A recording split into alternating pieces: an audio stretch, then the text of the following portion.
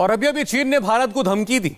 चीन के सरकारी अखबार ग्लोबल टाइम्स में लिखा गया कि चीन के पास बहुत खतरनाक हथियार हैं जिनको वो एलएसी पर तैनात कर सकता है। ग्लोबल टाइम्स का एक कमेंट एलएसी पर रफाल की उड़ान के बाद आया है। ग्लोबल टाइम्स ने रफाल का नाम लेते हुए कहा कि भारत अपनी ताकत का दिखावा कर रहा है। साफ है कि चीन भी अब डरने लगा है, क्योंकि युद्ध सिर्फ सैनिक नहीं लड़ते, बल्कि जंग का हिस्सा वैज्ञानिक भी होते हैं, जिन पर जिम्मेदारी होती है सीना को मजबूत बनाने की। और इस जंग में भारत चीन से आगे है। अगर युद्ध होता है तो ऐसे he made in India missile दुश्मन के टैंकों को खाक में मिला देगी। ये एंटी टैंक मिसाइल हमने बनाई है, हमारे वैज्ञानिकों ने इसका निर्माण किया है, अभी टेस्ट किया है और जरूरत पड़ने पर हम चीन के खिलाफ इसका इस्तेमाल भी करेंगे। भारतीय सेना कितनी सक्षम है और युद्ध में क्या कर सकती है, इसकी ये छोटी सी झलक है। यह है laser guided anti tank missile, जिसको अर्जुन टैंक से लॉन्च किया गया। सबसे खास बात है, इस मिसाइल को डीआरडीओ ने बनाया है। अहमदनगर में लेजर एटीजीएम का सफल परीक्षण किया गया। अर्जुन टैंक से मिसाइल को लॉन्च किया। एंटी टैंक गाइडेड मिसाइल ने 3 किलोमीटर दूर सटीक वार किया। सबसे पहले जानिए एटीजीएम होता क्या है और क्यों इसके सफल लॉन्चिंग पर खुद राजनाथ सिंह ट्वीट करके डीआरडीओ को बधाई दे रहे हैं। एटीजीएम यानी एंटी टैंक गाइडेड मिसाइल, जो खास तौर पर टैंक को टारगेट करने के लिए बनाई गई है, जिसके लिए कहा गया है दागो और भूल जाओ, क्योंकि ये अपना रास्ता खुद चुनती है।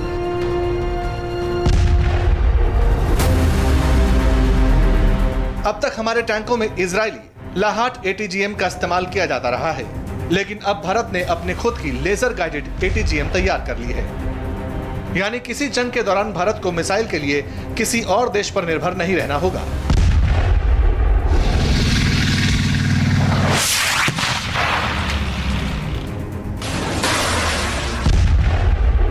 एलएसी पर चीन के टैंकों को निशाना बनाना हो या फिर एलओसी पर पाकिस्तानी टैंकों को खाक में मिलाना हो, अब made in India laser guided missile ये काम करेगी। इसके अलावा डीआरडीओ ने मंगलवार को अभ्यास हिट मिसाइल व्हीकल का टेस्ट भी किया था, जो 5 किलोमीटर की ऊंचाई पर उड़कर हमला कर सकता है। वलस्य मूलंग विज्ञानम, ये मोटो है डीआरडीओ का। एलएसी से लेकर एलओसी तक भारत की ताकत है डीआरडीओ। 20,000 फीट की ऊंचाई पर माइनस तापमान में अगर हमारे सैनिक तैनात हैं तो डीआरडीओ के बदौलत हैं।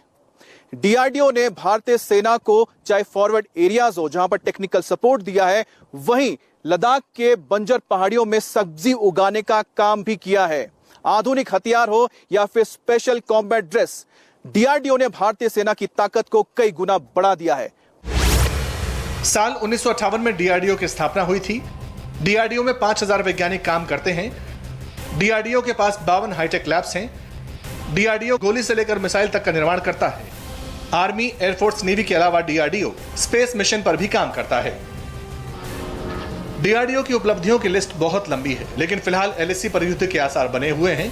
भारत और चीन की सेनाएं आमने सामने हैं और यहां पर जैसे डीआरडीओ गेम चेंजर बनकर सामने आया है, उसने चीन, पाकिस्तान समेत पूरी दुनिया को चौंका दिया है। इस आर्मर्ड व्हीकल पर WHAP और डीआरडीओ लिखा है। सेना के इस आधुनिक बख्तरबंद गाड़ी को WHAP कहते हैं, जिसका मतलब है व्हील्ड आर्मर्ड प्लेटफॉर्म। इस हाईटेक WHAP का निर्माण डीआरडीओ ने किया है। यह तस्वीर लेह की है। WHAP को एलएसी के फॉरवर्ड बेसिस में डिप्लॉय कर दिया गया है। पहली बार वैप को वॉर जोन में भेजा गया है। वैप किसी भी तरह का हमला झेल सकता है और इसके अंदर बैठकर हमारे जवान किसी भी लोकेशन पर सुरक्षित पहुंच सकते हैं। वैप 8 व्हीलर व्हीकल है। वैप की खासियत है, इस पर 105 mm की तोप लग सकती है, 30 mm की इन्फेंट्री राइफल फिट हो सकती है, 120 mm मोर्टार भी दागे जा सकते हैं। इसके अलावा वैप एम्बुलेंस का काम भी करता है। ये एक गाड़ी बहुत रोल में काम आ सकती है और यह सब हो पाया डीआरडीओ की वजह से। इतिहास गवाह है, जिस सेना के पास जितने एडवांस हथियार होते हैं, उसकी जीत उतनी पक्की होती है। जितना जरूरी हथियारों का सही चयन है, उतना ही अहम उनके मरम्मत करना होता है, क्योंकि जंग के दौरान अगर वॉर मशीन जाम हो गई या उसमें खराबी आ गई तो दुश्मन को मौका मिल सकता है। इंडियन आर्मी छोटी से छोटी चीजों का पूरा ख्याल रखती है। रिपेयर का एक बहुत ही महत्वपूर्ण हिस्सा है उसमें लगने वाले स्पेयर्स और कंपोनेंट्स। टेक्निकल स्टोर्स ग्रुप का काम होता है कि रिपेयर टेक्नीशियंस को एक फायरिंग पिन से लेकर के एक टैंक के इंजन असेंबली तक जिस भी चीज़ की ज़रूरत हो हम उन्हें वो अवेलेबल करवाएं। जो गाड़ी आप मेरे पीछे देख रहे हैं ये एक मोबाइल स्पेयर्स बिन लॉरी है जिससे हम मोबाइल फॉरवर्ड रिपेयर टीम्स तक स्पेयर्स, कंपोनेंट्स और असेंबलीज पहुंचाते हैं। ऐसी कई गाड़ियां आज की डेट में फॉरवर्ड एरियाज़ में डिप्लॉयड हैं और रिपेयर टेक्नीशियंस को उनके सभी ज़रूरत के स्पेयर्स, कंपोनेंट्स और असेंबलीज अवेलेबल करवा रही हैं। एलएसी पर युद्ध दस्तक दे रहा है। बातों से चीन समझने वाला नहीं है, ये भारत भी जानता है। इस बार जंग होगी तो फुल एंड फाइनल होगी। 1962 का हिसाब किताब भी पूरा किया जाएगा, जिसकी पूरी तैयारी भी भारतीय सेना ने कर ली है। आर्मी रेडी है तो इंडियन एयरफोर्स भी सुपर एक्टिव मोड पर है। लद्दाख के आसमान पर अब राफेल भी उड़ान भर रहे हैं। तो आप देख सकते हैं कि किस तरह से यहाँ पर एयर कॉम्बैट ड्रिल चल रहे हैं और एक बार फिर से भारतीय वायुसेना का एक और फाइटर आसमान को चीरता हुआ आगे बढ़ता जा रहा है। तो आप देखिए ये है भारतीय वायुसेना का सबसे नया विमान राफेल। राफेल आप देख रहे हैं लेके आसमान पर राफेल इस बार उड़ान भरता हुआ। आप इंडिया टीवी पर राफेल को देख रहे हैं। ये है वो राफेल जिसके लिए इंतजार किया गया था। भारत के गोल्डन एरोज में आया हुआ रफाल आप देख रहे हैं लेके आसमान पर इस वक्त रफाल विमान उड़ान भरता हुआ। पहली बार हमने यहाँ पर इसको इस तरह से कॉम्बैट ड्रिल करते हुए देखा है। युद्ध एक गोली से जरूर शुरू हो सकता है, लेकिन युद्ध को जीतने के लिए अनुभव और सही प्लानिंग की जरूरत पड़ती है। एलएसी ऐसी दुर्गम पहाड़ियों से होकर गुजरती है जहां पर गाड़ियों का जाना संभव नहीं है। ऐसी जगहों पर कैसे सप्लाई लाइन को बरकरार रखा जाएगा, इसका इंतजाम भी डीआरडीओ ने कर रखा है। ये 2 कुबड़ वाले ऊंट और इन खच्चरों को खास जंग के लिए ट्रेन किया गया है। ये ज़ंस्कार पोनी है।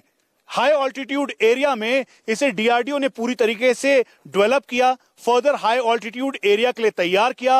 अब भारतीय सेना की वेटनरी कोर इसको पूरी तरीके से इसका ख्याल रख रही है। हाई ऑल्टीट्यूड एरिया में जहां पहुंचना बहुत मुश्किल है, सामान को ले जाने के लिए एक एस तौर पर ज़ंस्कार पोनी का इस्तेमाल लगातार किया जा रहा है। और आइए अब देखते हैं सुपर 100।